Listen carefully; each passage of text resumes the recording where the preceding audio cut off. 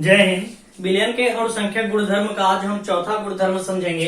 हमारा चौथा गुणधर्म जो है वह है ऑस्मोटिक प्रेशर या फिर परासरण दाब। देखिए, ये परासरण दाब क्या होता है, इसको समझने से पहले कुछ क्रिया है, कुछ बातें हैं, उसको समझ लेते हैं ताकि परासरण दाब को समझने में हमको सहूलियत मिलती रहे। एक आता है आपका विसरण। विसरण क्रिया क्या होती है, इसको समझिए जरा। मान लेते हैं ये क्या है, कंटेनर है, और इन कंटेनर में मान लेते हैं यहाँ पे कोई एक विलयन है और यहाँ पे कोई दूसरा टाइप का विलयन है। इसको हम ऐसे दिखा सकते हैं, अगर ये विलयन है तो इसमें मान लेते हैं जो पहला विलयन है आपका वह कैसा है। पहला विलयन का जो सांद्रता है वह अधिक है। सांद्रता किसका, पहले विलयन का ज्यादा है, किससे, सांद्रता दूसरे वाला जो विलयन है उससे। अगर इसकी सांद्रता ज्यादा है तो जाहिर सी बात है इसमें जो मोल होगा, मोल या फिर हम इसको कण से भी कह सकते हैं, ये ज्यादा होगा किससे, जो आपका इधर का मोल है या फिर इधर का जो आपका कण है इससे ज्यादा होगा। कहने का मतलब क्या है कि अगर ये विलयन है अलग अलग सांद्रता वाला, यहाँ पे C1 C2 उसकी सांद्रता को प्रदर्शित कर रहा है। मान लेते हैं कि जो C1 है वह अधिक सांद्र है तो ये ज्यादा गाढ़ा होगा। अगर ये ज्यादा गाढ़ा होगा तो इसमें इसकी अपेक्षा जो इसके विलेय के कण होंगे वो ज्यादा होंगे। अगर इसमें विलेय के कण ज्यादा हैं तो हम ये भी कह सकते हैं कि जो आपका सांद्रता ये दूसरा वाला विलयन है इसमें विलायक के कण ज्यादा होंगे। अरे वही बात है, अगर यह सांद्रता है तो इसमें विलेय का कण क्या होगा, विलेय का कण ज्यादा होगा। वन का मतलब विलयन वन में किससे, जो आपका ये विलेय का कण है दूसरे वाले से। हम ये भी तो कह सकते हैं अगर इसमें विलेय का कण अपेक्षा इससे ज्यादा हो रहा है तो जाहिर सी बात है इसमें जो विलायक होगा किसका, दूसरे वाले विलयन का, ये ज्यादा रहा होगा विलायक पहले वाले विलयन का। बात एक ही है। तब उस समय होता क्या है कि जब अलग अलग सांद्रता वाले विलयन को हम उसके संपर्क में ले आके रखते हैं तो यहां से जो ये है जो अधिक सांद्रता वाला विलयन है, इधर से हमारा विलेय का कण जिसकी मात्रा ज्यादा रहेगी वही तो भागेगा, विलेय की कण इधर जाता है।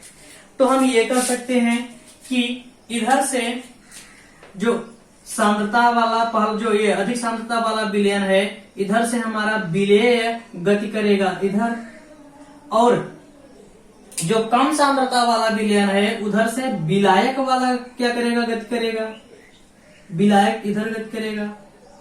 कब तक क्रिया होगी, जब तक कि दोनों की सांद्रता बराबर न हो जाए।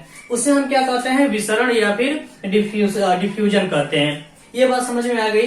विसरण या फिर डिफ्यूजन क्या होता है, यहाँ बाय मिस्टेक इंग्लिश इसका थोड़ा गलत कर दिए हैं। डिफ्यूजन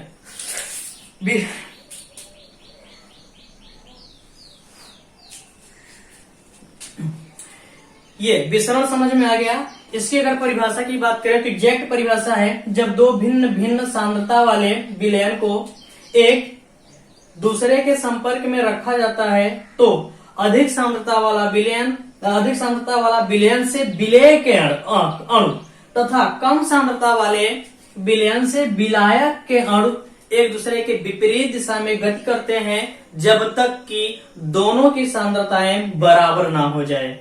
इधर विलायक ज्यादा है उधर भागेगा, उधर विलेय ज्यादा है इधर भागेगा। कब तक भागेगा, जब तक दोनों आपस में क्या ना हो जाए, उनकी सांद्रता बराबर ना हो जाए। ये हमारा क्या है, विसरण है। अच्छा, ये परासरण क्या होता है, परासरण का मतलब ऑस्मोसिस क्या होता है, इसको समझ लेते हैं।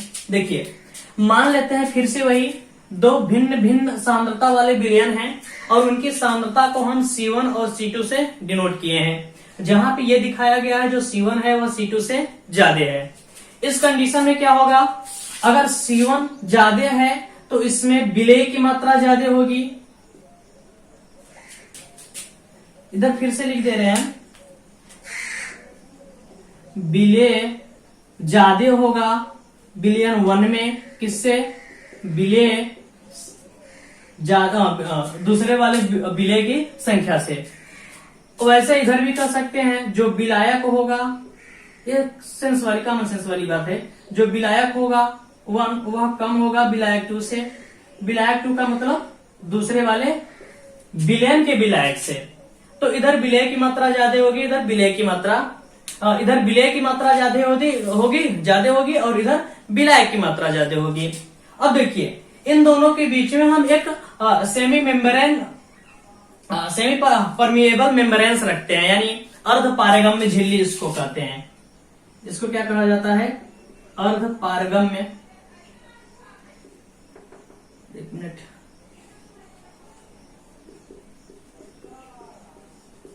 झिल्ली।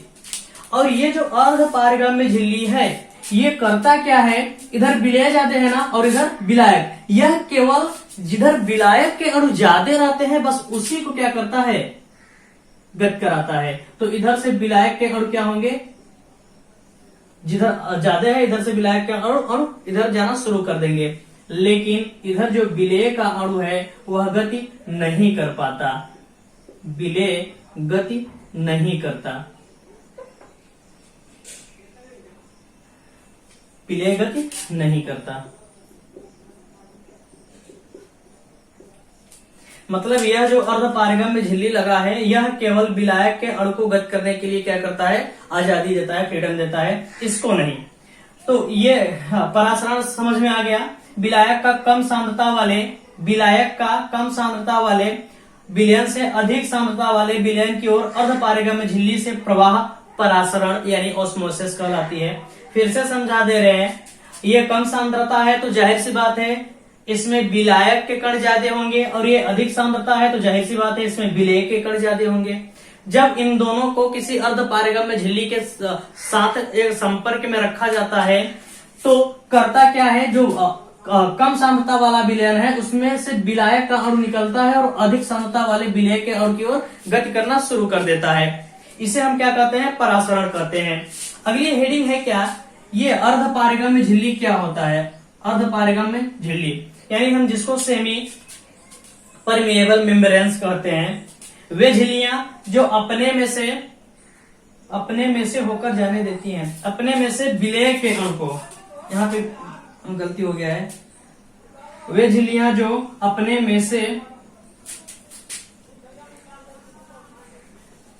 विलायक के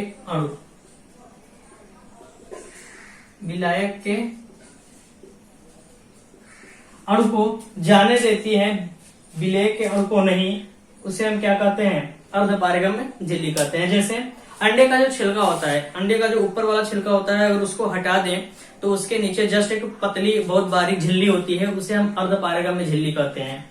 और प्याज का जो छिलका होता है बहुत बारीक बारीक पतली पतली होती है, वह भी क्या होता है, अर्ध पारगम्य झिल्ली होता है। तो ये समझ में आ गया। इधर विसरण क्रिया किसे कहते हैं, बस भिन्न सांद्रता वाले को एक कंटेनर में रख दें, पास में रख देंगे तो वो आपस में क्या करेंगे, एक दूसरे के विपरीत विलायक और विलय के अणु गत करना शुरू कर देंगे, विसरण। जबकि परासरण जो होता है उसमें हम अर्ध पारगम्य झिल्ली रखते हैं, और अर्ध पारगम्य झिल्ली की यह खास बात होती है जिसमें सांद्रता कम होती है, यानी कम सांद्रता वाले विलयन में से उसके विलायक के अणु को अपने अंदर से जाने देती है, विलय के अणु को नहीं, उसे हम कहते हैं परासरण। अब इसके बाद आता है परासरण दाब, यानी जो हमारा चौथा क्या है, कॉलिगेटिव प्रॉपर्टीज यानी विलयन के अणुसंख्यक गुणधर्म है वो। अब इसको हम समझ लेते हैं क्या होता है। आइए यहाँ पे हम ऑस्मोटिक प्रेशर या परासरण दाब को समझ लेते हैं। तो सबसे पहले हम ये बता दें, ये जो परासरण दाब होता है इसको हम पाई से रिप्रेजेंट करते हैं, यानी पाई से क्या करते हैं, दिखाते हैं या प्रदर्शित करते हैं। देखिए यहाँ पे हम दो कंटेनर लिए हैं, एक में हम केवल शुद्ध विलायक लिए हैं, इसमें कोई विलय नहीं मिलाया गया है। अगर विलय नहीं मिलाया गया है तो इस समय जो विलायक है या ये जो विलयन है इसकी कंसंट्रेशन क्या होगी, बहुत कम होगी अपेक्षा इसमें। ये जो दूसरा हमारा कंटेनर है इसमें हम विलयन लिए हैं, विलयन का मतलब ये इसमें विलय और विलायक ज़्यादा मिलाए हैं। तो आप जरा ध्यान से समझिए, अगर इसमें हम विलय नहीं मिलाए हैं, इसमें विलय मिलाए हैं, तो इसका जो विलायक के कण है या विलायक के जो अणु है उसकी सांद्रता अपेक्षा इससे कम होगी। ये शुद्ध है तो जब शुद्ध है तो इसमें पूर्ण रूप से विलायक है, इसमें विलय भी मिला है तो विलायक की संख्या अपेक्षा इससे क्या होगा, इसकी कंसंट्रेशन में, सांद्रता में कमी होगी। अब देखो यहाँ पे हम लिखे हैं कि दोनों कंटेनर को किसी एसपीएम द्वारा, एसपीएम का मतलब क्या है, सेमी परमिएबल मेम्ब्रेन्स के द्वारा, या हम इसको अर्ध पारगम्य झिल्ली कहते हैं, के द्वारा विभाजित किया गया है, अलग रखा गया है। अब जब अर्धपारगम्य झिल्ली होती है तो अर्धपारगम्य झिल्ली की खासियत ये होती है कि जहाँ पे विलायक के अणु ज़्यादा मिलेगा उधर से क्या करेगा, विलायक के अणु को अपने अंदर से जाने देगा। जिधर विलायक के अणु कम होंगे या कम सांद्रता वाले विलयन में से विलायक के अणु को अधिक सांद्रता वाले विलयन में क्या करता है, जाने देता है। तो इधर से क्या होगा, इधर से जो विलायक का अणु है इधर से मूव करना शुरू करेगा, इधर जाएगा। इधर की सांद्रता जो C1 है वह ज़्यादा है C2 से, मान लेते हैं ये C1 है ये C2 है, बस समझाने के लिए ऐसे ही। तो ये क्या करेगा, इधर मोमेंटम करेगा, इधर गति करेगा, इधर जाएगा। अब अगर हम क्या करें, इस टैंक के यानी जिस विलयन में आ रहा है ये शुद्ध विलायक का अणु आ रहा है, इसके विपरीत अगर हम यहाँ पे कोई प्रेशर अप्लाई कर दें, यहाँ पे पिस्टन लगा के, ये C1 ज़्यादा किए हैं C2, यहाँ पे अगर हम पिस्टन लगा के प्रेशर अप्लाई कर दें और वह प्रेशर इतना हो कि इस परासरण क्रिया को रोक दे, किसको, ये जो विलायक के अणु आ रहा है इस परासरण क्रिया को रोक दे, वही दाब आपका क्या कहलाएगा, परासरण दाब कहलाएगा।